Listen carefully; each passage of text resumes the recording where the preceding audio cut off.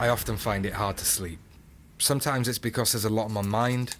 Others it's because I can't shake the thought of all the possibilities waiting out in the city. But that sleeplessness can feel like torture, and those nights can feel like they last for years. When it's 3 a.m. and you can't sleep, open your window and feel the crisp, cold air on your skin. Take a deep breath and watch as you create clouds when you breathe out. Look at the dark blue sky that sits above your head and marvel at how beautiful it is. Try to find the moon and the stars that guard the night sky. Whisper all your uncertainties out into the universe. It's okay if you let the stars carry the weight of your worries for a while. When it's 3 a.m. and you can't sleep, make a cup of tea. Grab a pen and paper and write all the things you wish you could say in the form of a letter, and address them to people you wish you'd had the courage to tell. When you're done, seal them in an envelope and keep them in the drawer of your bedside table. Maybe one day you'll show them the words you wrote, but for now, it's out in the world and that's all that matters. When you crawl back into bed and try to sleep, I hope you feel a little lighter.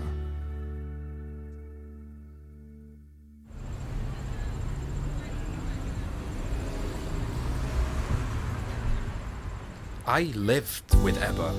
I saw her every single day.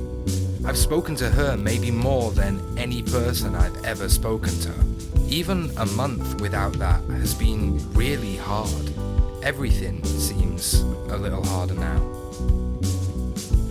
In my head, I can't even imagine us not talking for a while. But here we are. I really hope you feel like you can contact me at any time. We might be busy, but let's make an effort to stay in touch.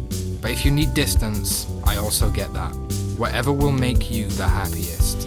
I hope everything is going well for you, and that what you're doing excites you. Remember that time you worked at your old job and were unhappy? You broke free, and I'm so proud of you for doing that. If something is making you unhappy, let it go. It might not be the easiest, but it will be worth it. You deserve only what's best in life.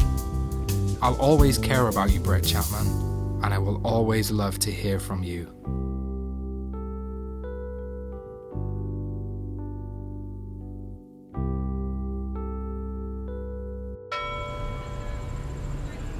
I feel like I've been gifted 7 really noteworthy moments. I mean, how often do we get a text message or find a picture and fail to recognize how significant it is to the narrative of who we are? So I thought long and hard about how I should respond here, what I should do. And the most obvious thing seemed to be to write a letter back. But this is going to be the kind of letter that you have to deliver in person. I'd arranged to meet Ebba in Sweden. I guess the truth is that I was still in love with her. The letters she'd written had only cemented in my mind that she was a one-of-a-kind person. So I'd written her my own letter, proclaiming my feelings and explaining that I thought we'd made a mistake, that we should be together. And then she was there, in front of me. We had such a joyous and exciting time together, having great conversations and little adventures. I think we had the sort of weekend that we'd been searching for the last 2 years. Despite all that, Ebba didn't look at me the same way that I look at her. And she was clear. She doesn't love me that way anymore. So I threw away my letter, and any pretensions I had about holding a boombox above my head playing her favourite song, and I just enjoyed the moments that we had left together. It was one of the most precious weekends of my life.